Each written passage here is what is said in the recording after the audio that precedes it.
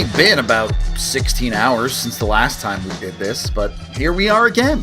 Avs playing a back-to-back for SEGABABA. Welcome into the DNVR Avalanche pregame show. We got Biggie and Rudo coming to you live. Columbus, the team the Avs have. Columbus, obviously, I don't want to say in desperate straits. They're very much in the mix, but a very, very important game for them as they try to make the wild card out east. The Avs are 2 points away from mathematically clinching a playoff spot, and by every model in existence, like 95% to be the 3 seed in the NHL for the Western Conference at this, or for the Central Division, I should say. Yes, it's very, very straightforward where the Avs are going to end up this year. This is a SEGABABA after a very late game, a game where your stars played a ridiculous amount of minutes, even if the effort levels were maybe a little bit less than you wanted. Realistically, E, what are expectations for Colorado tonight? Well, first and foremost, here's what I'll say. I'm a fourth-line guy, fourth-line minutes. You know, you and Tiff play first-line minutes, and I'd tell you that most people would be in the hospital right now with an IV bag, but not the two of you. Not the two of you. You guys are here. You guys are there. You guys are rocking it. You know, like I said, I played limited minutes. So I still got my legs for tonight, but it does feel like it was like 6 hours ago that we were all talking. So kudos to Tiff. Kudos to you. Like I said, fourth line minutes. I can manage. Hall of Famer in the press box, buddy. Grocery stick on the bench. All right. Oh, yeah. I'm the best. The best. No, that's me. I'm a Hall of Famer from up top.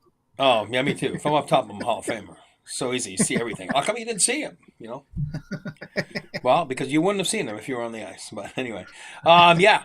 I'm excited for this game. Columbus, tip your hat to them, right? You know, we all know about, the tough start of the season. They had training camp, and our hearts go out to them, obviously. And tonight, they're in the thick of it. They're in the heart of it. They're in the thick of it. And whether you're a Montreal Canadiens fan, New York Ranger fan, or the story of the Columbus Blue Jackets, like it's going down to the wire. So you would expect tonight that the Columbus Blue Jackets will be on top of their game. The Avalanche, we might think that it was some funky schedule, right? Because some plane trouble last night. They didn't leave. That's fine. So maybe it gives you a little bit of a better sleep instead of a later sleep. But you still have to travel today and get all that stuff. As you know, I say it all the time. Hockey players are a pain in the butt when it comes down to preparation and their routines. And when it gets thrown out a little bit, you know what I mean. Then you got to make sure that you're on top of it, that you shake it off, and you can jump up. But it's going to be exciting. The Avalanche finished strong last night, obviously, after a very so-so average, muddy, whatever you want to call that, below expectations, whatever.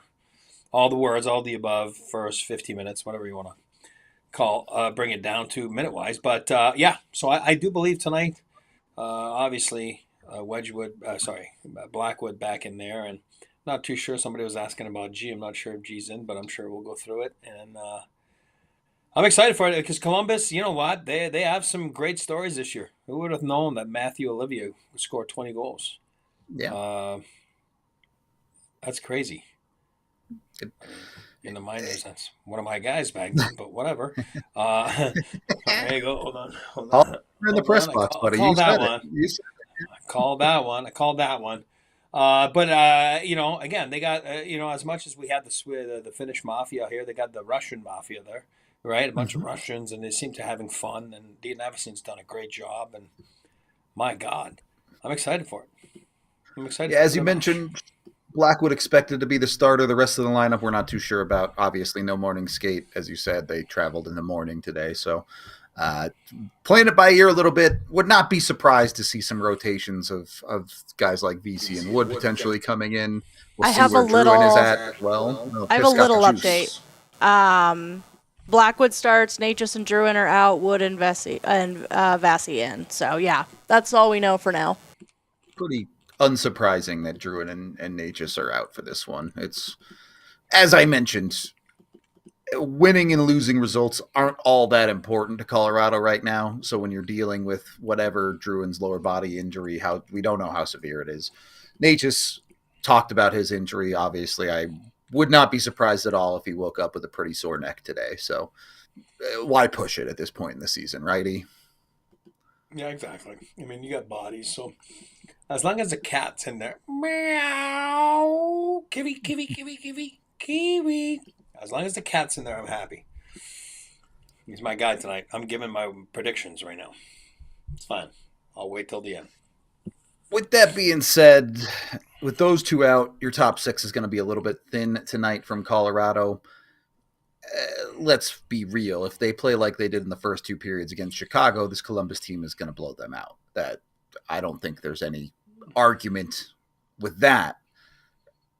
Does Colorado need to show better tonight? Do they need to tighten some of those screws? Do they need to I guess the word you used a lot yesterday was play with a little bit more passion tonight, or is this just a throw it in the bin type of game? No. Go for it. They can win. They got enough to win there. I mean, this is a good hockey team, the Avalanche. I know the Columbus is. I expect a great hockey team tonight. I do. I really do on the ice. I expect them to ice a great game. Obviously, the Avalanche on the tough side of the schedule there, so it's a little bit of a different game for them. But that doesn't mean they can't win. If they're smart, they still have the tools, and they still have some of the best players in the world to go and win games. But again, everybody has to be on the same page. Everybody has to have that buy-in, that mentality, that commitment to play that playoff type game. Because like you said, Columbus is going to play that one. They're going to play that playoff type game. They have no choice. Chicago, different story. They're out of it. It doesn't matter. You know what I mean? So you were able to expose them a little bit at the end, expose a little bit of their youth, their young, inexperienced players towards the end of the game, and it showed. And that's why it's a learning process in the National Hockey League. Avs are past that one. They're past that. They're years past that. So I do believe that tonight they as much as Marty's not there and let's go party, you know what I mean? Like and Drew and all those guys are out. They've overcome a lot more nights, a lot more lineups that are way more decimated than what they're seeing tonight. Definitely true. Yeah, I mean, as sad as it is to say, you know what I mean? But then it's an opportunity for other people, right? Opportunity to get maybe a little bit more than you get usually, and it's important. The playoffs are coming. They make experiments, coaches, because they want to know who can do what, who can play with what. And sometimes it's only a matter of somebody gets a 10-minute misconduct and, he's a top six guy. And then, or somebody gets kicked out of the game and it's halfway through the game. So it's important. Those are auditions. You're always auditioning. And I think it's important that the guys that we're going to be thrown into those situations tonight answer the challenge and more, actually. I mean, look. We've wanted more production out of a Charlie Coyle. You've wanted Lehkonen to get back into that production category. If they want to win tonight, those things are now more of a need than it was, hey, it would be nice to get these guys going too. Those are the types of players that are going to have to step up tonight, E. So I'm sure you talk about it. Let's get into it. You got three keys for the Avs to get through a SEGABABA, find a way to win against a Columbus team that's going to give you everything they have. Well, they're going to give you everything, and that's why I think key number one to beat Columbus tonight is 100% buy-in. It's that thing. It used to be in the locker room. I'm not sure if it's still there. No, it's not there anymore. It used to be that slogan. It's all about commitment, and that was Avalanche 1.0, and obviously part of 2.0 in the old locker room on the wall. It's all about commitment. You need everyone to buy in. SEGABABA, somebody was asking what a SEGABABA is. It's the second of a back-to-back. So the Avalanche are playing their second game of a back-to-back. They played last night, obviously, and Chicago flew today. So it's very important that 20 players that are dressed are buying in. It's a tough turnaround, less than 24 hours. It's a 60-minute effort tonight, not 12-minute effort or 8-minute effort or 48. It's a 60-minute effort. You might not be on top of those 60 minutes for 60. You know what I mean? You're going to lose some minutes in there, but as long as you're on top of it, as long as there's a buy-in, as long as you have some passion, and you're not cheating the game, then 60-minute effort's still there. It doesn't mean you're going to be winning those whole 60 minutes. So key number two, very important, to get it in low and go work. Columbus knows. Again, they've been at home. They've been buying. Waiting for you to come in, and they know. They know that you are great off the rush, and maybe they don't expect you to go work down low, but it's ugly and effective when you do those things, and I think it's important, and that's how you create momentum, some buzz. You make their D's turn around, as I tell you all the time. Their skates facing their goalie and not Blackwood makes a big difference, and then make them make decisions, and that's how you confuse people with the skill and the speed that you have. But Rudo always says, get to the middle. You want to make sure that you get to the middle, meaning Pizza Hut in front of the net, sexy pizza, whatever you want to call it, right in front of the net to make sure you can capitalize on your chances. Key number 3, get involved physically and mentally. Right from the drop of the puck, you got to take a hit, get yourself ready to go. Jackets are fighting for their lives. You got to match their intensity. We don't want to hear that stupid cannon tonight as much as it's scares me over the years. Oh my God, when they score, they blow that cannon, and it's like, oh my Lord. They do it at the end of the anthem, so if you're listening right now and you're in the building, careful. When the anthem ends, they blow that cannon, and it's going to scare you. So we don't want to hear that cannon because it does get us blown up when they score. So no cannon tonight. Get involved. Let's get in there. Let's go win the hockey game.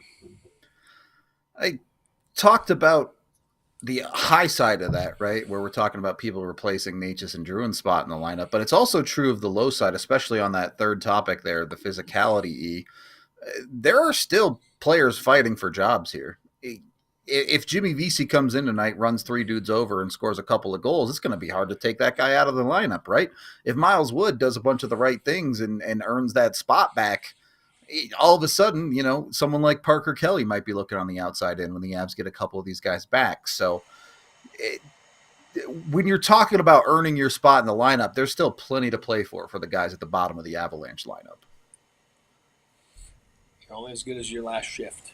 And that's the way it is, and that's why Jimmy, on limited occasions that he's played, he's learning to get the trust of the coaches, and you know what I mean. And again, look at Kivy the cat, meow. I mean, it took him a little bit of time last year, right? It's not like Kivy all of a sudden was top of the list there, top of the food chain. You know what I mean? Yep. He had to earn his keep, and I tip my hat to Kivy. You guys know that. It's all love when we go Kivy the cat, meow. But Jimmy, very important. Woody, very important. Those are big games for them. And somebody in chat just talked about Coyle and Nelson. Absolutely. Absolutely. Somebody's going to get some cookies tonight. Somebody's getting cookies. Last I checked, 27 and 88. We're on the top power play. You know how much of a cookie that is? That's a cookie. That's a cookie and a half. And then as a player, you want to be called upon to make sure you're in that unit. You are part of this because, A, you have a chance at more production. B, you have a chance at feeling good about your game and some confidence. And you have a chance at, producing and helping the team more than you are if you're not getting those cookies. So I'm very excited. I think the Avalanche, that's why they went and got some depth. And all of a sudden, I don't think those are very serious injuries. Again, Marty, for me, I don't believe it's a serious injury, obviously. And then Drew, we'll see. We'll know more. And again, we don't even know what happened to him. So we'll go from there. But again, why take a chance when this is towards the end of the year when you know you're stuck there in the third position probably?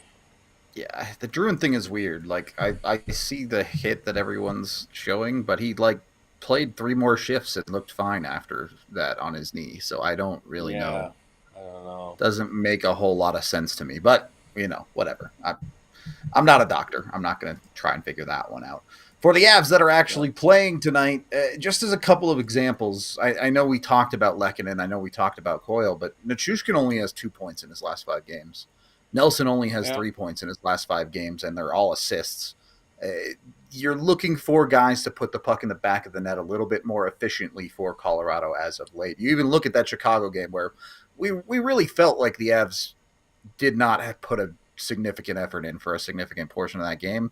They still generated 26 high-danger chances. They just weren't able to finish them. Shooting comes and goes, of course. Different portions of the year, Lecky was shooting 23% for 60 games, and the downtrend was bound to happen eventually. But What can the Avs do, E? And if you tell me shoot 5-hole, I'm going to laugh. But how do the Avs give themselves a better chance to score on these opportunities? What's funny you're saying that, because even if you look at yesterday and the day before and the game before, I do believe they try to pick corners. For about shooting 5-hole, too many times I believe they're missing the net on big chances. For me, that's a big no-no, because there's no way you should be missing the net. You know what I mean? Like at that regular rate. So again, maybe that explains why they've so many games lately that they only score one or two. When I say, three in the span of 3-4 games, it's like one or two, or it was 0 yesterday till late in the third period, right? And then all of a sudden you score a couple. So I think it's keep it simple, and I think you want to, it's details, right? You want to hit the net, and I do believe you want to go and work a little differently from down low in January and manufacture those chances from being below the goal line. And again, not, like I said, not always off the rush. You know what I mean? Sure. Where all of a sudden teams, it's like that bumper play on the PP. Teams are knowing, they know that. They're looking for it. So they're looking for it again against you on the rush. They know that we love our rush chances. They know that we love our speed, and they know we love our creativity once we hit that blue line and the D's activate and everything. But at some point, you have to go and manufacture them in different ways. And I do believe that below the goal line is somewhere the Avs are equipped now, with the VZs and the coils. And, that's where LOC should dominate. They do, him and Parker and, like Cat, we'll go from there. I do believe that's how you get more chances. I don't know that they need more chances necessarily. They just need to execute on them and create chances they can actually finish. Yeah. Yeah. It'll be interesting in a SEGABABA. I mean, we always talk about the legs going late in the game and things like that. Realistically, Colorado has to play with the lead tonight, right? To expect themselves to have a good chance to win, this is a team that needs to start off the right way. And I guess my question is, I don't want to phrase this to make it sound like I think it's an actual problem, because I think in the playoffs it's fine. They won't have this issue. But if you look at the Chicago game, that goal gets called back, things go their way, and mentally they just kind of seem to pack it in for a while there. Is there something the Avs can hone in on to be a little bit mentally tougher in these games that maybe don't matter a whole lot to them? Oh, yeah, and it's tough. It's tough to play, and you heard Coach talk about it. It's a fact. It's a human nature factor. So you can't blame those. And every time I bring it up, because I do get mad, and you always remind me, like, oh, whoa, relax. Look at 2022, those last 7 games. I get it, and I'm not arguing it because it's a fair point. And I know, and then we get the point of, like, can't turn on the switch and, yada, yada. Yeah, I get that. I do believe that the switch was on the last 15 games, though. They went on their tear. Yeah. And that's kind of gives me that, okay, this is how they're going to play. This is how they know how to play. And right now, I think these are just human nature side things where got to replace the light bulb eventually. Yeah. I mean, can we just finish the season? You know what I mean? Yeah, like, unfortunately, because the goal is to get in the playoffs, right? Every season. So, all right, it sounds like that's the way they're going, and then it's like, okay, we got to make sure we do the best so we can get our best seed that we can. Well, under all the circumstances, I think everything goes out the window, because this is a totally different team than we saw before Christmas, right? You know what I mean? So for sure. This is a different team, and I'm looking forward to it. I think the guys will answer the challenge, and I think you're giving guys hopefully no more than just a little bit of maintenance days like you're seeing today, and it's nothing more major than that. Yeah, I really don't expect anything too serious, other than, again, we still don't know for sure what's going on with Druin. But beyond that, the storyline I'm far more interested in than the result of this game. Can Cale Makar get 30 to 90? Is it finally time? We're at 29, right? Or 28, 29? 29. Yeah, because I'm also like chasing the grade 8 there, and like, well, he needs 3 to beat. Yeah. So so he's 29, so he needs 1 to get the 30. Yep. Yeah, we're seeing it. We're seeing it tonight. You know why? He likes to challenge himself. So when people are talking about Quinn Hughes or Adam Fox, or now you're talking about Werenski that's having a marvelous season. So Cale's going to want to show off a little bit, and I know he's not like that, but somewhere, somehow behind his head, he is like that.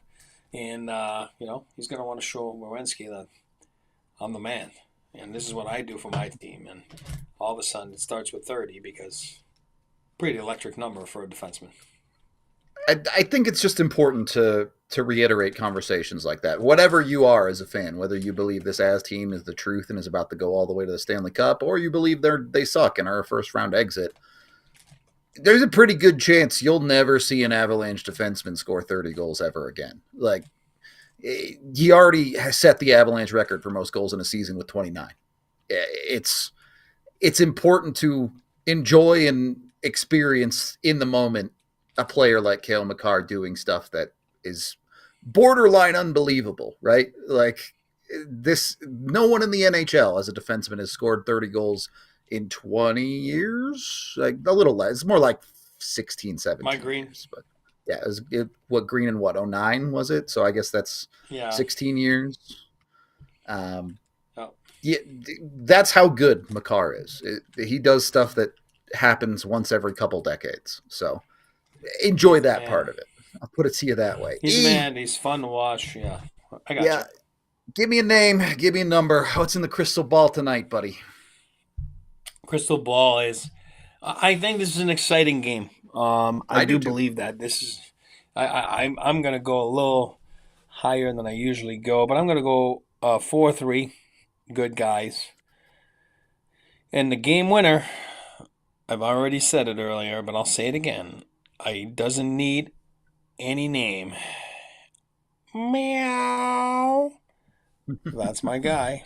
Meow. Okay. 4-3. Meow with the G-dub. I'm looking forward to it. I hope you're right. I hope you're right on that one. I'm going a little bit crazier. I think this one goes off the rails and we end up with like a 6-5. Something super high scoring, crazy nonsense. I like it. That might actually bode worse for the Avs, if I'm honest about it. But I just got a feeling that's going to be an over type of game tonight. And I'm going to take Jimothy Vimothy. Going with Mr. VC on this one. Big Daddy. Big Daddy. Look, like I said earlier, I think there is... Look, I guess the opposite of what... There really isn't a whole lot more opportunity left in this season, right? There's only a handful of regular season games. Who knows how many more you're going to get into if you're a 13th forward type of player like VC is for this team. So you got to seize your opportunity while it's there. Go out there, make something happen, put yourself in a spot that when injuries do happen in the playoffs, Jared Bednar is ready and willing to put you in the lineup. I think that's what it's time for VC right now. And Jimmy can play. Jimmy's a smart hockey player. Jimmy can get in there. Jimmy's a heavy player. He's had some good seasons. He's been put in those roles where third, fourth line where you get limited action to score a goal. A little bit like Charlie. When it's a loaded lineup, Charlie's kind of asked to play that third line role, right? Where you're not going to get those many chances. Again, you'd like a little bit more production than what he's given you. I'm talking about goals-wise. But at the end of the day, it's wins that matter. And there's a reason why the Avalanche went on that tear because they're so well-balanced and guys like that. So I think Jimmy falls into that role, whatever role he's going to be given tonight. Jimmy's played in big games in New York. He's played in the playoffs in big games. And he has a good attitude. And I know he's happy to be here. It's tough to come in, and obviously he's played, doesn't play for 3-4 plays, you know what I mean? But it's okay. He's not complaining. And you're right. That's a great pick because I'm looking for Jimmy to see what he can do given maybe a bigger opportunity tonight. We'll see. All right. Let's get into my pregame picks then. Jump in with Bet365 where things are never ordinary. I did stick with my expectation of it being a little bit of a wild game, a little bit of a crazy one. I did take the over 6.5 on this one, which is right about even money or so.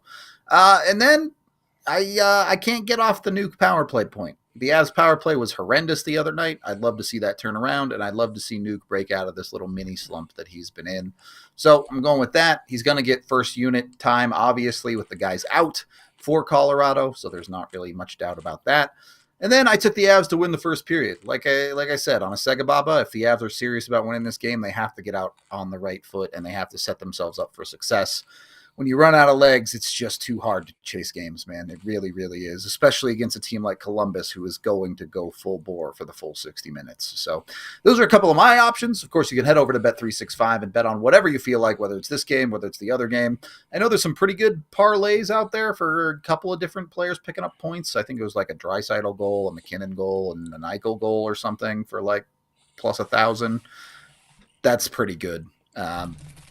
Go jump in on one of those options with Bet365. And, of course, when you do gamble with Bet365, you must be 21 or older, physically located in Colorado. And if you or someone you know has a gambling problem, call or text 1-800-GAMBLER today. All right. Just to get official confirmation of the lineup, you already know Wood and VC in for Drouin and Natchez. Gerard also out again today, so same defense as last game. No big surprises there, but it is official now. You have Colton moving up to the second line. VC is listed on the second line. We'll see how long that lasts. And you have Wood slotting in that third line spot.